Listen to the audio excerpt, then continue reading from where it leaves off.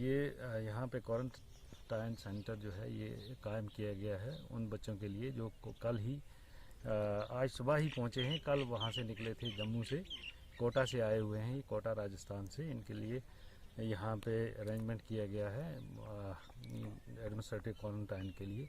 यहाँ पे 17 बच्चे हैं और उनके साथ एक लेडी है, तो टोटल 18 लोग हैं यहाँ पे क्वारंटाइन किया गया जिनको।